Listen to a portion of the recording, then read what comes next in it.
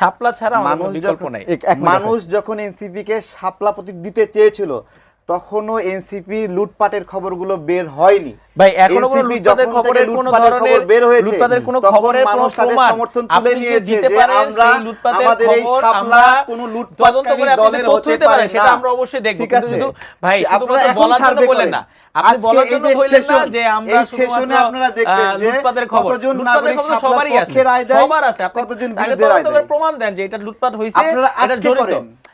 আপনি আগে লুটপাটের খবরের তথ্য প্রমাণ দেন, আপনি প্রমাণ দেন, প্রমাণ দেন, তারপরে আপনাদেরই রিয়াদ অপু আমাদের বৈষম্য বিরোধী ছাত্র আন্দোলনের সাথে তাদের সম্পর্ক থাকতে পারে, কিন্তু এটা এনসিপি না। আপনাদের সালাউদ্দিন সাহেব, তাদেরকে তো আমরা অলরেডি মানে বৈষম্য বিরোধী প্ল্যাটফর্মটাকে তো আমরা ডিসলভ করে দিয়েছি। চট্টগ্রামে ওই যে নিজাম নাকির জন্য ছেলেটা, ঠিক আছে, এই জায়গাগুলো থেকে এগুলো আপনি কি তাহলে?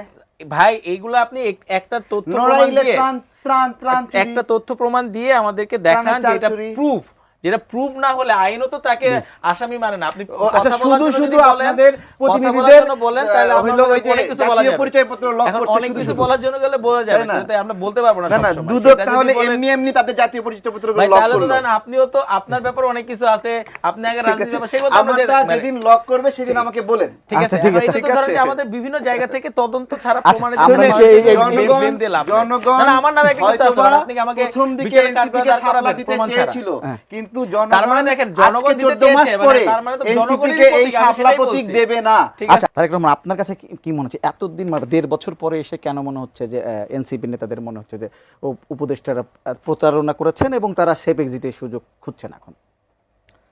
জি, অনেক ধন্যবাদ। আমরা যেই কথাগুলো বলছিলাম এতদিন, যে কথাগুলো বলার কারণে আমাদেরকে মন্দ কথা শুনতে হয়েছে, আজকে এনসিপি নেতারা সেই কথাগুলো বলছে, তাই না? আমরা উপদেষ্টাদের এই ভুলগুলো ধরছিলাম।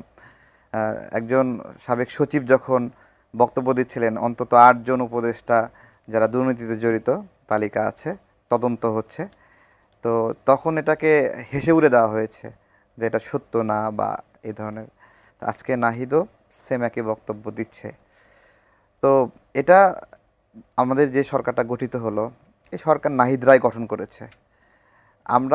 আমাদের কোনো মতামত দেওয়ার সুযোগ ছিল না এই সরকারের মধ্যে, এবং তখন যখন আমরা মতামত দিচ্ছিলাম অথবা কোনো রাজনৈতিক ব্যক্তিকে উপদেষ্টা হিসেবে চিন্তা করা হচ্ছিল যে সে হয়তো বা হলে ভালো হবে, তখন তাদের রাজনৈতিক বিবেচনায় আপনার এটা বলা হচ্ছিল যে সে রাজনীতি করে, তাকে উপদেষ্টা হওয়া যাবে না। তো উপদেষ্টা কারা হবে এটা কিন্তু একটা সামাজিক চুক্তি ছিল যে সামনে নির্বাচনে যারা অংশগ্রহণ করবে না, সেই সামাজিক চুক্তিটা কিন্তু ভেঙে এখন অনেকে আবার নির্বাচন করার আগ্রহ দেখাচ্ছে। এরকম কি সুযোগ আছে যে কেউ করতে পারবে উপদেষ্টাদের মধ্যে নির্বাচন, আবার কেউ করতে পারবে না, অথবা সবাই করতে পারবে না, অথবা সবাই করতে পারবে? এই বিষয়গুলো কিন্তু ধীরে ধীরে স্পষ্ট হচ্ছে। তো আমরা দেখছি এগুলো, তারা তামাশা করছে, মজা করছে, আমাদের রাষ্ট্র খেলনার বিষয়বস্তু। তো নতুন কিছু মানুষকে, একদম রাজনীতিতে ছিল না, রাষ্ট্র পরিচালনার অভিজ্ঞতাই ছিল না, তাদেরকে নিয়ে এসে উপদেষ্টা, কিছু জায়গায় আসলে নতুন মানুষ দিয়ে হয় না। হ্যাঁ, চিকিৎসা করতে কি নতুন ডাক্তার দিয়ে মানুষ আস্থা রাখে? আস্থা রাখে না। ঠিক একইভাবে বিমান চালানোর ক্ষেত্রে নতুন পাইলটে আস্থা রাখে নাকি সিনিয়র পাইলটে আস্থা রাখে? তো বাংলাদেশ বা রাষ্ট্র রাজনীতি এই বিষয়গুলো একটা অভিজ্ঞতার সমন্বয়, যে কারণে অভিজ্ঞ মানুষগুলোকে সেখানে জায়গা দিতে হয়। এটা একজন আমলা হিসেবে সে পারফেক্ট হতে পারে, বাট রাষ্ট্র চালানোর জন্য সে পারফেক্ট না হতে পারে। রাষ্ট্র চালানো আসলে জনগণের সাথে একটা সম্পর্ক। এই উপদেষ্টাদের জনগণের সাথে কোনো সম্পর্ক নাই এবং তারা সম্পর্ক করার চেষ্টাও করেনি। সেই কারণে আমরা এই সংকটে পড়ছি। এবং উপদেষ্টারা যারা এখানে আছে, আমরা তো দেখলাম শেখ হাসিনা এখান থেকে পালিয়ে গেল, তাই না? আচ্ছা, কি কথা ছিল? একজন রিক্সা চালকের কি অনুভূতি যে সে একটু ভালো খেতে পারবে, অথবা একজন গরিব মানুষ সে চিকিৎসা চায়, সে কি চায় যে হাসপাতালে গেলে ডাক্তার তাকে মূল্যায়ন করবে, অথবা একজন মানুষ ছিনতাইয়ের শিকার হয়েছে, তার কি চাহিদা যে রাষ্ট্র পুলিশ তাকে ন্যায় বিচার দেবে, ছিনতাই হওয়া জিনিস ফেরত এনে দেবে, অথবা জমি জমা নিয়ে মারামারি হচ্ছে, একজনের জমি আরেকজন দখল করছে, সেই অসহায় নাগরিকের কি চাহিদা যে আদালতের কাছে গেলে সে বিচার পাবে। আমাদের এই যেই সময়টা সুবর্ণ সুযোগ আমরা বলছি, এই সময়টা সুবর্ণ সুযোগের পরিবর্তে একবার নষ্ট সময়ে পরিণত হয়েছে। মানুষ কি এই পরিবর্তনগুলো পেয়েছে? তাহলে আমরা 3 মাস ধরে সংস্কার আলোচনা করলাম, 4 মাস ধরে সংস্কার আলোচনা করলাম, রাজনৈতিক কর্মীরা করলাম, সরকারের দায়িত্বশীলরা সেখানে উপস্থিত ছিল, খুব সংস্কার আলোচনা হলো। তার মধ্যে আইন ও ন্যায় বিচার নিয়ে আলোচনা হলো না, পুলিশ নিয়ে আলোচনা হলো না, হাসপাতাল সংস্কার করতে হবে আলোচনা হলো না, আমার বাড়ির পাশে প্রাইমারি স্কুলের মাস্টারটা আমাদের বাচ্চাদেরকে দিয়ে উকুন তুলায় নাই, এই সংস্কারটা যে করা দরকার এগুলো নিয়ে আলোচনা হলো না। তাহলে এই জনগণ তারা কি সংবিধান বোঝে যে সংবিধান বাতিল করতে হবে নাকি রাখতে হবে? তাহলে এরা যখন দেখবে যে আমাদেরকে পুরাই একটা ধোঁকা দিল, তখন সেই জনগণ তো শেখ হাসিনাকে ক্ষেত্রে যে আচরণ করছে, তারা কি তাদের দুলোভাই বা শ্যালক লাগে বা শ্বশুর লাগে যে এই উপদেষ্টাদেরকে আলাদা বিশেষভাবে কেয়ার করবে? তাদেরকেও তো আপনার হলো যে আওয়ামী লীগের কাপড় মানুষ খুলছে, এই উপদেষ্টাদের কাপড় কেন খুলবে না? তারা কি সুবিচার আমাদের উপর করেছে যে তারা অনেক সম্মানিত হবে? তো এই বিষয়গুলোতে নাহিদরা বুঝতে পারছে, তাদের সাধুবাদ জানাই। আমাদের চাহিদা অনেক বেশি কিছু না, আমরা চেয়েছিলাম একটা সুন্দর বাংলাদেশ এবং গণঅভ্যুত্থান পরবর্তী মানবিক বাংলাদেশ। সেই মানবিক বাংলাদেশে মানুষের উপর অন্যায় হবে না, অসংখ্য মিথ্যা মামলা দিয়ে মানুষ কষ্ট পাচ্ছে। তার এখন আমার একটু যে ব্যাপার নিয়ে আলোচনা হচ্ছে যে হঠাৎ করে এই একটা সময় তো মানে মানুষ এনসিপিকে সরকারি দলই বলতো, যে সরকারি খুব কাছের দল, তারা প্রধান উপদেষ্টা নিজে বলেছেন তার নিয়োগকর্তা শিক্ষার্থীরা। এখন এসে হঠাৎ করে এনসিপির সঙ্গে এই সরকারের দূরত্বটা কেন তৈরি, আপনার কি মনে হয়? জি, অনেক ধন্যবাদ। রাষ্ট্র একটা সোশ্যাল সিস্টেম, সেই সোশ্যাল সিস্টেমে যাদের পতনের অথবা সময় শেষ হওয়ার একটা সম্ভাবনা আসে, তখন তাদেরকে অবহেলা করা শুরু হয়। হ্যাঁ, এবং নতুন কে আসছে ওই দিকে আমলারা ঝুঁকে পড়ে। তো এইটাই হয়েছে এনসিপির ক্ষেত্রে।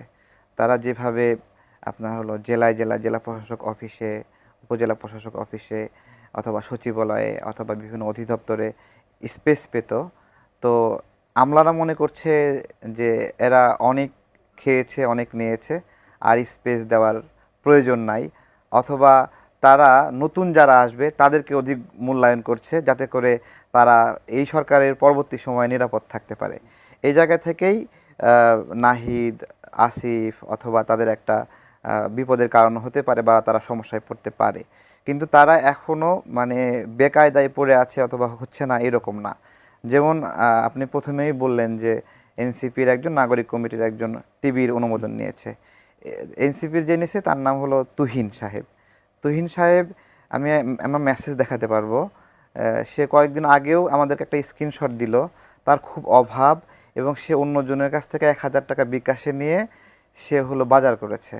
ঠিক আছে, তাহলে সে বিকাশে অন্যের কাছ থেকে হেল্প নিয়ে বাজার করেছে, আজকে সে একটা সাংবাদিক ছিল, সে হয়ে গেল টিভির মালিক। এখন টিভির মালিকানার লাইসেন্সের ভ্যালু কত এটা আপনারা জানেন, হ্যাঁ, কত কোটি টাকা বাকি। তো এইটা হলো একটা দেখলাম আর কি, জানলাম বিষয়টা যে তারা বলছে অ্যাক্সেস নাই অথবা, তো চলছে এখনও। আমাদের জন্য একটা শিক্ষা এটা একটা, যে গণ অভ্যুত্থানে যে মানুষগুলো এখানে লড়াই করলো, রিক্সা চালক, দিনমজুর, খেটে খাওয়া মানুষ, গেঞ্জি ছেঁড়া, শার্ট ছেঁড়া, তারা তো আজীবন এরকম সেরা ছাট পরে রাখার জন্যই তো এই আন্দোলনে আসেনি, নতুন জীবনের জন্য আসছে। তারা যখন দেখছে যে আমাদের এই আন্দোলনে কিছু ছেলে নাইকি ব্র্যান্ডের জুতা পরে সুন্দর করে পা নাড়াচ্ছে, আরেকজন গুচি ব্র্যান্ডের ব্যাগ কাঁধে ঝোলায় সুন্দর করে যাচ্ছে, অথবা একটা দামি ক্যাপ পরছে, অথবা যে পাঞ্জাবিটা পরছে ওটার দাম 30,000 টাকা বা 8,000 টাকা বা 10,000 টাকা, তখন ওই নেপু বয়দের মতো একটা মানুষের মানে একটা আতঙ্ক তৈরি হয়। নেপু বয় হলো নেপালের ওই মন্ত্রীদের ছেলে, তারা খুব ব্র্যান্ড ফ্রিক। হ্যাঁ, তারা ওই ঘুড়ি তুলে ছবি তোলে, ভালো গাড়িতে পাশে দাঁড়ায় ছবি তোলে, বাইকের পাশে ছবি তোলে, সবচেয়ে দামি শার্ট পরে ছবি তোলে। তো ওদের নাগরিকদের নেপু বয়দের প্রতি একটা ঘৃণা জন্ম হয়, সেখান থেকে কিন্তু নেপালের গণ অভ্যুত্থান। তাহলে এখন এই সময়ে যে সকল সমন্বয়ক ভাইয়েরা নেপু বয়ের মতো সেজেছেন, তাদের প্রতিও নাগরিকদের একটা ক্ষোভ উদ্গীরণ হবে।